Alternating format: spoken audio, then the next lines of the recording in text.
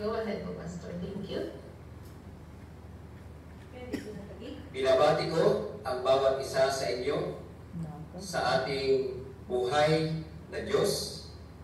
Ako'y nagpapasalamat sa pagkakataong ito na binigyan muli ako ng time para ibahagi ang kanyang buhay na salita. Naniniwala ako sa buong puso ko na mayroong gagawin ng Diyos sa ating kalagitnaan. Alam ko na ang Diyos ay mayroong inihanda at alam ko na ang Diyos ay inilaan niya ang oras na ito para sa iyo, para sa ating lahat.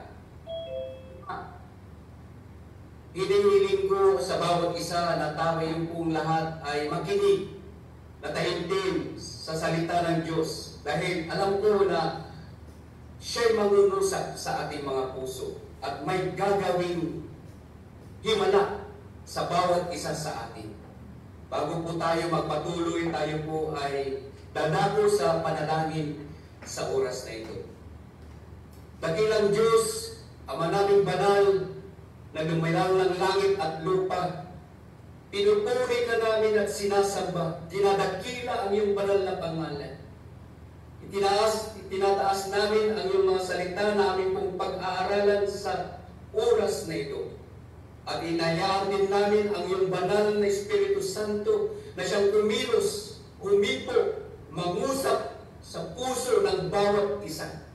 Huwag mong hayaan ang bawat isa, Panginoon, na babalik sila sa kanilang silta na hindi sila pinagpala, na hindi mo sila hinipo.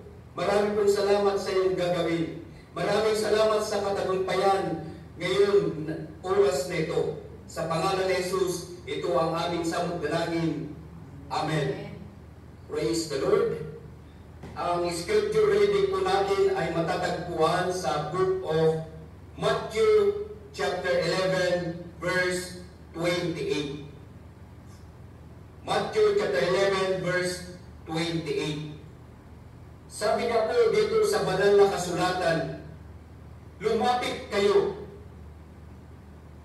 sa akin, kayong lahat na nahihirapan at lubhang nabibigatan ng inyong pasanin, at bibigyan ko kayo ng kapahingahan. Ulitin ko po, lumapit kayo sa akin, kayong lahat na nahihirapan at lubhang nabibigatan sa inyong pasanin, at bibigyan ko kayo ng kapahingahan. Ito po ang invitasyon at ito po ang promises ng Panginoon. Ito po ang gusto at nais ng Panginoon na gawin sa buhay mo, sa buhay ko, at sa buhay nating lahat. Kaya, buksan po natin ngayong oras nito ang ating puso, ang ating isipan, at hayaan natin na ang Diyos na siyang mangusap sa atin. Hayaan natin na buksan natin ang ating tainga. Hayaan natin na buksan natin ang buong puso ang Panginoon sa ating buhay. Alam ko, ang verse na ito ay para sa iyo, para sa ating lahat. Dahil meron po siyang kakaiba na gagawin sa oras na ito, sa buhay mo, sa buhay nating lahat. Naniniwala po ba kayo mga kapatid na may gagawin ng Diyos sa iyong buhay sa araw na ito? Magsabi kayo ng Amen. Napakaganda ang verse na ito. Ito ay nakakapag-encourage, nakapagbibigay ng lakas ng loob. Ito ay nagbibigay ng pag-asa sa bawat isa.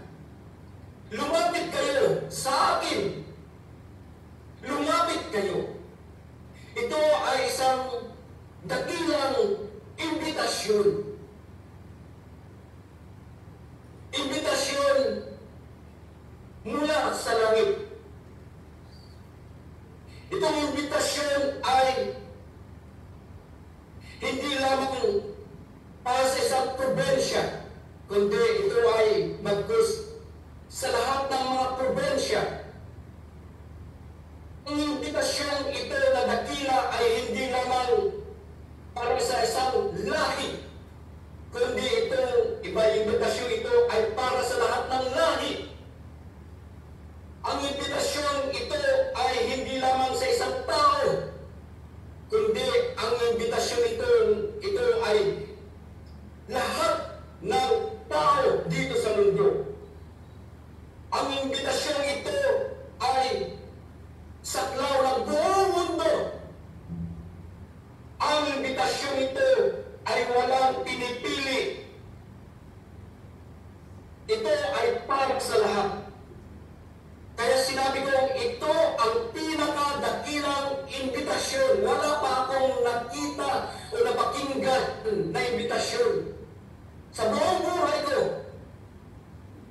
Dito sa banal na kasulatan, mga kapatid, itong imbitasyon ay sa buong mundo. Itong imbitasyon na ito ay sa lahat ng tao, sa lahat ng lahi. Sino ka man, ano ang kalagayan mo? Ano ang katayuan mo? Ito ay imbitasyon para sa iyo, para sa akin. Tayo ay iniimbitahan ni Jesus. Kaya mga kapatid, napapanahon na. Ito na ang oras. Ito na ang time na mag-isip-isip tayo. Wala tayong ibang lalapitan kundi si Jesus lamang. Kaya ang ating topic ngayon ay lumapit ka kay Jesus. Lumapit tayo kay Jesus. Bakit tayo lalapit sa Kanya? Kasi meron po siyang imbitasyon personally sa iyo. Ika'y Kanyang iniimbitahan. Lahat ng tao. Wala siyang pinipili. Kaya panahon na, kapatid, na tayo po ay lumapit na sa buhay ng Diyos. Lumapit tayo kay Jesus. Dahil siya'y kailangan natin. Alam niya ang iyong kalagayan. Alam niya ang iyong katayuhan. Alam niya ang iyong dinaraanan. Alam niya kung ano ang nangyayari sa iyong buhay. Kaya si Jesus, nakita niya, hindi mo bulag ang Diyos. Nakikita na niya lahat ang nangyayari. Kaya siya'y gumawa ng isang dakilang imbitasyon at ikaw ang isa sa mga mapalad. Ikaw at ako ay mapalad. Bakit? Isa ka sa mga iniimbitahan ng Panginoong Diyos, ang Panginoong Jesucristo. Sabi niya, lumapit kayo. Lumapit kayo. Lumapit kayo sa akin. Anong gagawin natin sa response ng Panginoon na ito? Sana bigyan natin ng pansin. Bigyan natin ng pansin. Halaga ang imbitasyon ito. Dahil ang mag-iimbita sa atin ay siya ang pinakamataas, pinakadakila, pinakamakapangyarihang Diyos. Iniimbitahan niya tayong lahat na lumapit kay Jesus. Hinihintay ka niya. Hinihintay niya tayo. Matagal nang hinihintay ka niya na lumapit sa Kanya. Kaya sa oras na ito, sa panahon ito, ito na ang panahon, huwag mo nang ipagbukas. Dahil hindi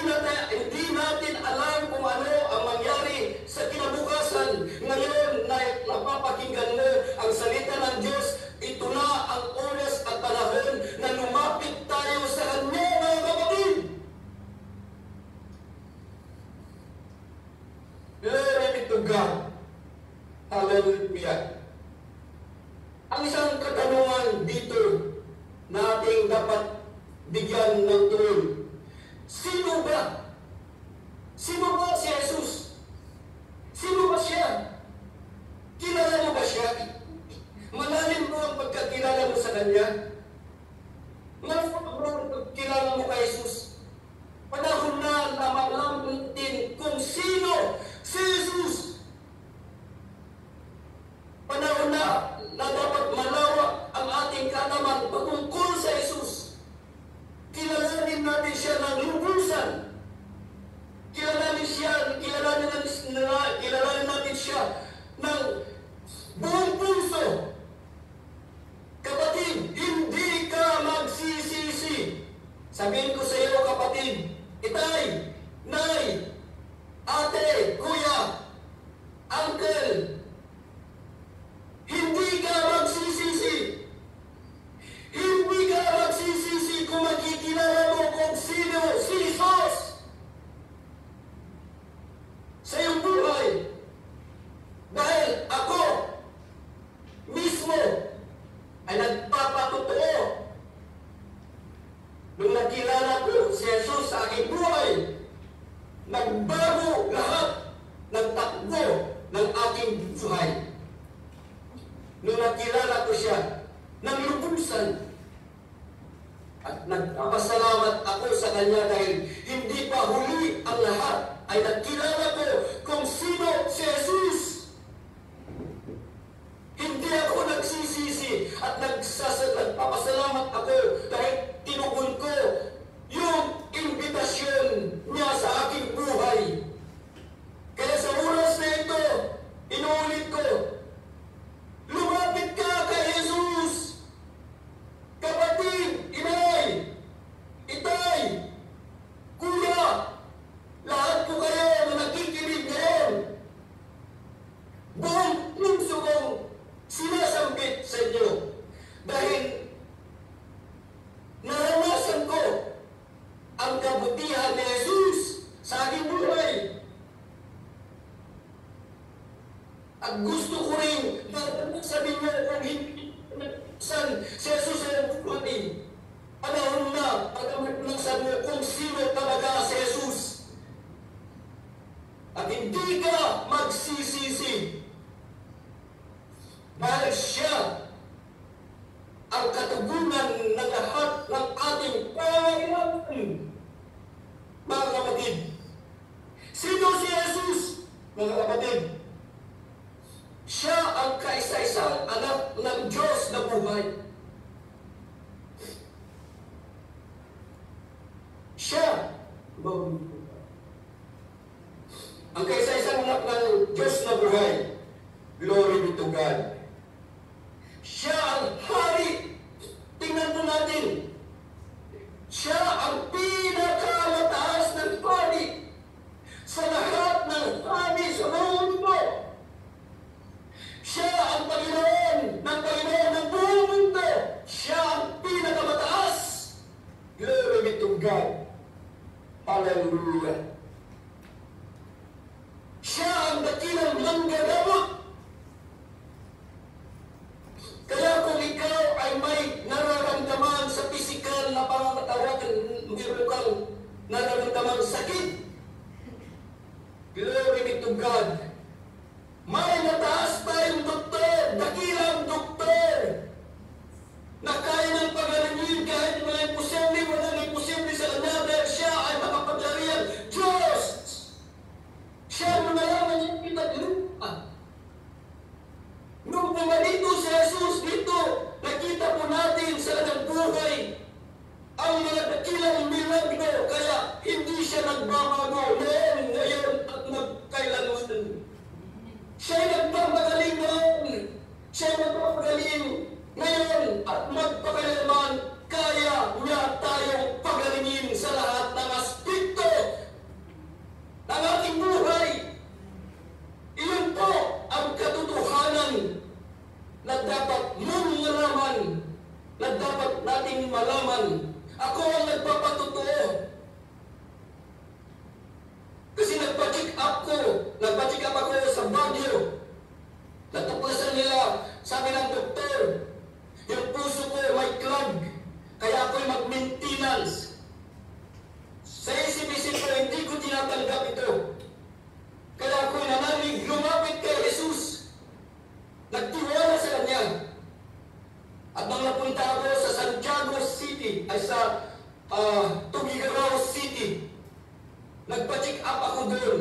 Pagkatapos na ako'y dumalog, lumapit, umiyak sa Diyos sa aking kalagayan. Tinignan ng doktor, wala nang nakikita na sakitan yung puso. Pumili ng Diyos. 5 taon na hindi na ako nag-take ng maintenance dahil ako ay naniniwala, pinagaling ako ni Jesus. Hindi na ako naiiyak. Kaya nagtatrabaho ko ako, hindi ko na kung ginawa ng Diyos sa akin, ito rin ay gagawin niya sa iyo, mga kapatid. Hallelujah! Purihin ang Diyos. Siya ang katugunan ng lahat ng mga suliranin. Siya si Jesus. Kaya sabi niya, lumapit kayo sa akin. Ako ang katugunan ng iyong mga suliranin. Alam ko na maraming nabibigatan, nahihirapan. Lumapit tayo. Tay!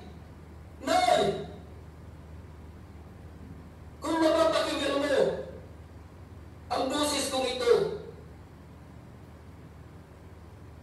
ano pa ang ating ginagawa? Lumapit tayo sa Kanya. Ilapit mo, itulog mo, lahat na wala na naging siya ay iyong kaapa. Siya ang ating pag-asa sa buhay. Dahil siya ang dakilang manggagamot. Walang imposible sa Diyos sa lahat ng nagtitiwala sa Kanya. Glory be to God. Sino si Jesus? Si Jesus ay mahabagin. Mahabagin siya. Kaya nung may isang bulag lumapit kay Jesus nung nalaman niya na bumisita sa kanilang bayan, sumigaw siya, Son of David! Son of David! Anak ni David! Anak ni David! Sumigaw siya, hindi siya nahiya sa mga tao. Pagkus, lalo siyang sumigaw, Anak ni David! Kahalaga! Jesus! Huminto si Jesus at tinanong siya, anong gusto mo? Gusto ko yung makakita. At praise the Lord, magmula doon, nabuksan ang kanyang mata at muli siyang nakakita. Purihin ang Diyos. Ang Diyos ay mahabagin. Ito po ang dapat nating malaman. Mahabagin Diyos at siya ay, praise the Lord, full of mercy, maawain. He is powerful. Isipin po natin, mga kapatid, walang mundo noon, walang araw, walang bituin, walang lupa, walang dagat, walang tao. Dahil sa kanyang kapangyarihan, nalalang lahat ang mga bagay na ito at ito ang ating nakikita. Ito ay gawain ng Diyos na makapangyarihan. Walang imposible sa Diyos because He is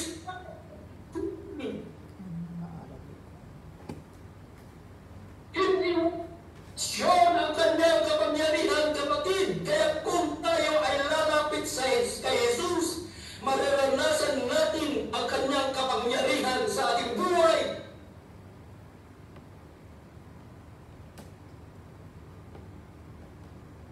Glory be to God. Hallelujah. Sana po napapakinggan niyo ang mensahe ko. Ang isang katanungan dito, sino ba ang mga tao na iniimbitahan ni Jesus Napakaliwanag po dito. Sabi niya po dito, lahat ng nahihirapan. Nay, lalo na po kayo. Pumunta po ako doon sa Muntinlupa, pumunta po ako doon at sa siyudad ng Baguio. Pumapasok po ako sa jail. Kahit hindi sila nagsasalita, pero sa kanilang mga puso, nahihirapan po sila. Opo, mga kapatid, nahihirapan po sila. At maraming nahihirapan dyan sa loob. Kaya sabi ng Panginoon Jesus, ano sabi niya? Lumapit kayo sa akin. Kayong nahihirapan. Kung nahirap ka na. Parang gusto mo nang bumigay. Huwag kang bibigay, kapatid. Huwag kang bibigay. May pag-asa kay Jesus. Kahit hirap na hirap ka, ito ang panawagan ni Jesus. Lumapit kayo sa akin, kayong lahat na nahihirapan. Iniimbitahan ka niya, pagod ka na ba? Nahihirapan ka na ba? Baka may balak ka ba sa iyong buhay? Huwag mo gawin! Huwag mo gawin! Dahil may pag-asa, habang may Diyos, may pag-asa, habang nag-iimbita si Jesus, may pag-asa!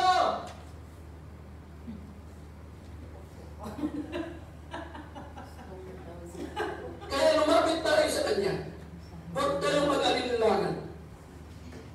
Ano ang sabi pa dito? Lumapit kayong lahat na nabibigatan. Pagod ka na siguro dahil siguro ang bigat talaga yung pinapasan mo. Hindi mo na kaya. Bibitaw ka na dahil nandun na sa sugdulan ang bigat na iyong binubuhat. Kapatid, sabi ng banal na kasulatan, cast all your cares to Him, for He careth for you. Ibigay mo, huwag mong suluhin. Huwag mong suluhin ang iyong problema. Huwag mong suluhin. Kung ikaw na bibigatan, tutulungan tayo ng Panginoon. Kaya sabi niya, come unto me, all ye and heavy laden, and I will give you rest. Purihin ang Panginoon. Hallelujah. Nabibigatan ka na ba? Pwede mo bang ipagkatiwala? Pwede mo bang ipaubaya kay Jesus? Alam niya na nabibigatan ka niya, nabibigatan ka. Alam niya na nahihirapan ka. Tayo, lahat tayo. Walang sino man na hindi na nabibigatan na nahihirapan. Pero sabi ng Panginoon, lumapit kayo sa panahon na nahihirapan kayo. Sa panahon praise the Lord, na kayo nahihirapan, nabibigatan. Lumapit tayo sa Kanya. Bukas ang palad ng Diyos. Palaging bukas para sa iyo. Kaya lumapit po tayo sa Kanya. Glory be to God. Ano pa, sino pa ang mga inibita ng Panginoon? Ang mga may nararamdamang sakit sa katawan. Kaya kung ikaw ay may sakit, kung anumang klaseng sakit ang nasa iyo, huwag mong tanggapin. Nandyan, pero sabihin mo, hindi ko tinatanggap ang sakit na ito. Naniniwala ko, may kagalingan kay Kristo Jesus. Kung manampalataya ka ng buong puso at magtiwala ka sa Kanya, mararanasan mo ang milagro na naranasan ng ibang tao noong panakapahunan ni Jesus at ngayon kapanahunan, gumagalaw pa rin ang Diyos dahil hindi siya nagbabago. Kaya Kanyang pagalingin, kapatid. Hallelujah! Walang mahirap sa Kanya. Kaya ilapit mo ang iyong kalagayan.